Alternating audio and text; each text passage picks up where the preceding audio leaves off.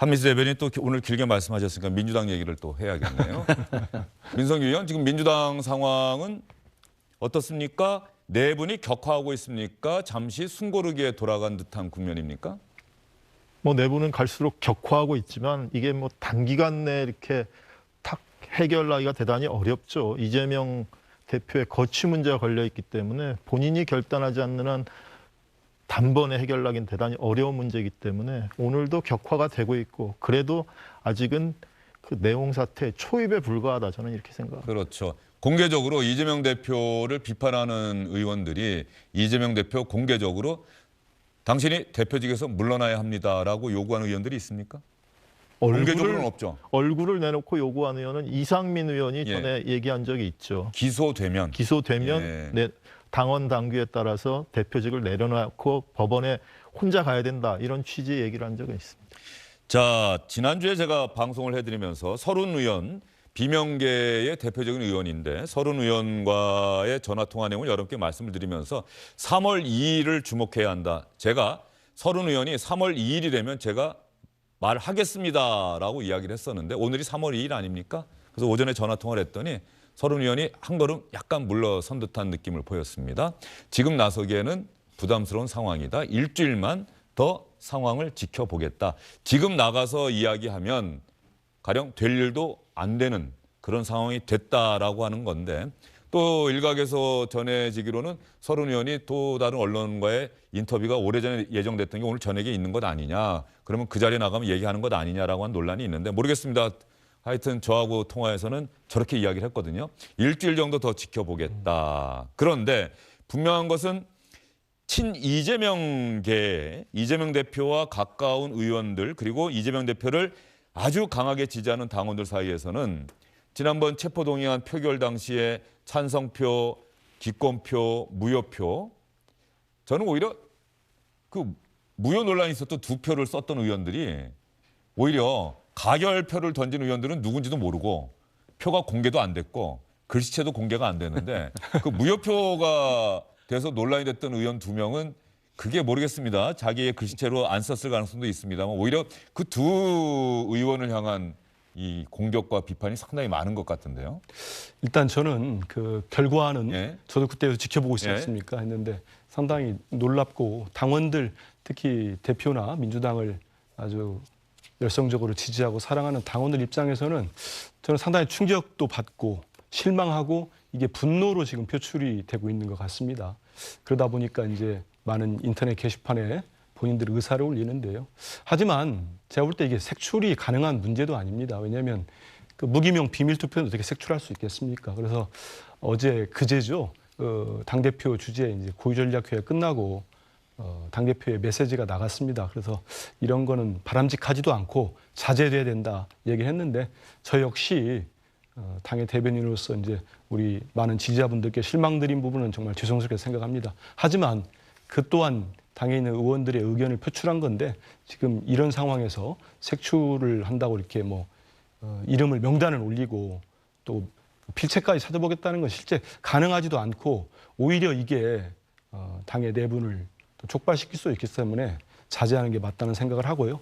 대표가 여러 차례 얘기했듯이 우리 내부의 작은 이견이나 차이는 밖에하고 비교할 때는 그건 충분히 같이 갈 수 있다, 통합할 수 있다고 생각을 합니다. 그래서 그런 게 이재명 대표의 강한 의지이기 때문에 우리 당원들께서도 많이 좀 존중했으면 좋겠다는 말씀 드립니다. 그런데 김남국 의원 지난번에 체포동의안 통과되고 화요일에 나와서 이 자리에서도 이야기를 했습니다만 이게 대단히 조직적인 행동이었다라고 이야기를 했단 말이죠. 비명계에서 이번 체포동의안 투표 전에 의원총회에서는 일사불란하게 다 부결시키자라고 이야기를 했지만 이미 조직적으로 움직였다라고 하면서 오늘 또 화제가 된 게 김남국 의원이 언론 인터뷰인가요? 그래서 마태복음을 친문계 의원과 이재명 대표와의 오찬 자리에서 한 의원이 이 마태복음을 읽었는데 예수님이 십자가에 못 박히는 그 장면을 읽었는데 당사자에게는 모욕적이고 말도 안 되는 상황이다.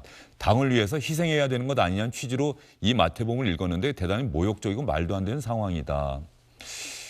글쎄요, 저게 모욕적이고 말도 안 되는 상황으로 받아들여지는 건지 어떤 건지 어떻게 보세요?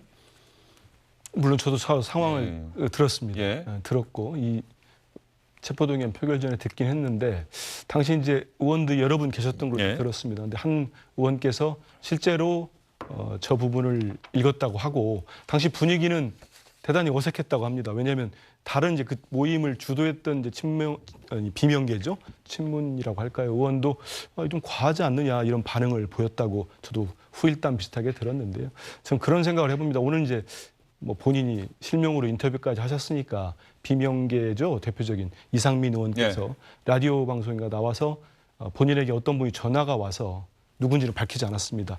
무효표를 찍어달라고 요구를 했다는 얘기를 하셔서 전 그런 생각을 해봅니다. 김남국 의원이 뭐 어떤 정도 확인했는지 몰라도 제가 봐도 이 이제 이른바 비명계 가결표든 무효표든 기권표든 상당히 서로 소통과 교감을 나누지 않았겠나 이런 생각을 하고요. 이건 제 사견입니다마는 충분히 저희들이 의원총회도 2번이나 했고 국회의원과 지역위원회 연석회의도 공개적으로 했습니다.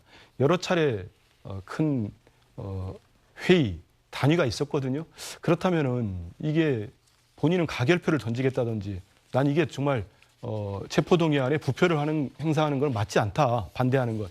이렇다면은 사전에 공개적으로 얘기할 수 있는 자리가 충분히 있었습니다. 네. 근데 그럼에도 불구하고 많은 비명계 의원들이 이거는 구속영장이 부당하다, 부결하는 게 맞다, 완벽하게 부결이 맞다. 이랬는데 이런 많은 이탈표가 나온 거 보면은 이건 제 개인 의견입니다만은 좀 저도 같이 정치하는 사람으로서 좀 피해감을 좀 느낀다고 할까요? 이렇게까지 당당하지 못하게 한 거 아닌가? 뭐 비판받을 소지가 좀 있는 것 같습니다. 그러다 보니까 이제 조직적인 거 아니냐, 또 이렇게 뭐 무효표의 전화를 받았다는 얘기까지 공개되는 상황인 것 같습니다. 예. 자, 한민수 대변인께 하나 더 질문 드려보죠. 이재명 대표는 뭐 이미 선거법 위반으로 기소가 돼서 내일부터 재판이 시작이 되는데 대장동 사건 그리고 아직도 수사 중인 대북송금 의혹 이런 관련 사건으로 재판에 넘겨진다고 하더라도 대표직에서 물러나는 일은 절대 없는 겁니까? 절대 없다. 뭐 이런 표현을 대표는 쓰신 적은 없는데요. 일단은 지금 상황에서 충분히 당대표로서 그 내일도 이제 재판 가시는데 최고위원 회의를 다 마치고 네. 이제 출발을 하기로 돼 있고요. 충분히 당대표의 당무와 국정은 충분히 차질 없이 수행을 할 수 있을 걸로 보고 있습니다. 예. 지금 국민의힘에서 보는 시각은 그런 거죠. 이거 이재명 대표는 다 예상하고 대선 끝나고 나서 국회의원 재보선에 나간 것이고 당대표 선거도 그래서 나간 것이고 절대 물러날 일이 없을 것이다. 모든 건 다 이재명 대표 방탄을 위한 것이다라는 게 또 국민의힘의 시각 아닙니까? 그래서 대선에서 패배하고 그 인천 계양의 보궐선거에 사실은 당내 이른바 반발에도 불구하고 이제 보궐선거에 출마를 했고요. 그리고 지방선거의 선대위원장으로서 사실 지방선거 참패하지 않았습니까? 그럼에도 불구하고 당대표 선거를 나오지 않았습니까? 그러니까 무언가 아까 김대중 대통령도 나오고 다 나왔습니다만 정상적인 정치인의 행보라면 가지 않았을 발걸음을 2번, 3번 연속해서 간 거예요. 그러니까 일반 국민이 보거나 우리 당에서 볼 때는 정말 당대표직과 국회의원직을 최대한 갑옷으로 좀 가져가려는 것이 아니었는가라는 지금 사후적인 의심을 할 수밖에 없고요. 저는 지금 이 체포동의안 표결 이후에 민주당 내에 불고 있는 이 후폭풍에 대해서는 저는 그렇게 생각합니다. 제가 그냥 밖에서 보는 사람이니까 정확하지는 않겠습니다만 아까 마태복음 분 읽은 이야기나 그다음에 그 전화해서 뭐 무효를 해달라고 하는 이야기들도 보면 만약에 앞에서는 그렇게 하겠다고 약속했고 돌아서서 배신한 거라면 정말 이건 도덕적으로 문제가 있죠. 이른바 면종복배라는 거 아니겠습니까?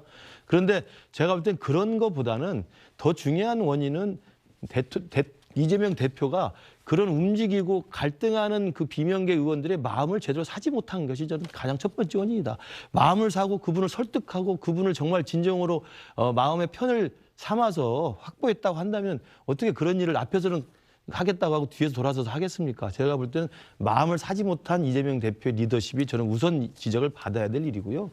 그다음에 일부 이제 우리 김남국 의원을 비롯해서 친명계 강경파 의원들은 이게 조직적이고 기획적인 반발표라고 이야기를 합니다만 조직적이고 기획적인 반발을 하기 전에 제가 볼 때는 335 이재명 대표가 비명계 의원들 만나서 식사도 하고 뭐 이야기도 하고 그러지 않았습니까?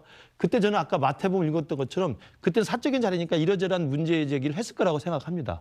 그리고 물밑에서 이번 표결은 지나가지만 다음에 어떻게 할 건지에 대해서 합리적인 좀 대안을 좀 내놨으면 좋겠다라는 식의 저는 충분한 요구를 했을 것이라고 보고요. 그러나 그에 대해서 이재명 대표는 단호하게 전혀 움직임 없이 오랑캐 발언까지 해가면서 끝까지 나는 가겠다라는 식으로 이야기를 내비쳤기 때문에 아마도 이 30명이 넘는 반란표 분들은 제 그냥 좀 긍정적인 평가로 따지자면 조직적인 어떤 그 면정복배의 배신이 아니라 그 무기명 비밀투표소에 가서 거기서 담벼락에 낙서하는 심정으로라도 한번 목소리를 내보겠다. 나도 이렇게 저항을 해보겠다. 너무 이게 움직이지 않는다라는 것으로 저는 했던 것이 아닌가. 저는 그렇게 보고 싶습니다. 예. 이런 상황에서 오늘 기사가 나온 것 중에 하나 눈길 가는 대목이 뭐 물론 갈 수는 있습니다만 민주당의 더미래 소속 의원 20여 명이 베트남 하노이로 워크숍을 위해서 출국했다. 이게 아마 2박 3일인가요? 그런 일정인 것 같은데 3월 임시국회 소집하고 법적으로 돼 있다라고 해서 민주당은 3월 1일부터 임시국회를 소집했는데 정작 민주당 의원 20여 명이 자기네 모임의 토론을 위해서 나라를 떠나서 다른 나라에 가서 워크숍을 하고 온다. 이 기사 혹시 보셨습니까, 민성기 의원? 못 봤습니다. 예, 제가 지금 이 기사를 보고 있는데 지금 민주당 의원들이 떠난 건 사실이다. 이미 예정돼 있던 거다. 미루다가 가게 된 것이다. 당의 진로, 총선 준비를 논의하기 위해서 예정돼 있던 것을 여러 정치 일정에 따라 여러 차례 연기하다가 오늘 진행한 것이다. 상세 일정은 비공개고 국회 경비 지원이 아닌 참석 의원들의 객출로 이루어졌음을 알려드린다. 더미래 대표인 강훈식 의원방에서 이렇게 기자들에게 공지를 했다고 하는 건데 어떻습니까?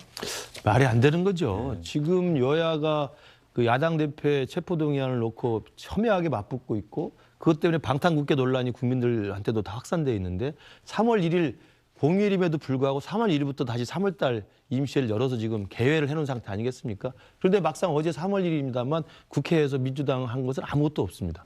그런데 지금 3월 2일부터 이제 그렇다면 지금부터라도 일을 해야 되는 게 국회 회기를 연 거 아니겠습니까? 근데 오늘부터 2박 3일 그것도 아니 내년 총선 전략 이야기하고 워크숍을 하는데 꼭 베트남의 따뜻한 곳으로 가야 됩니까?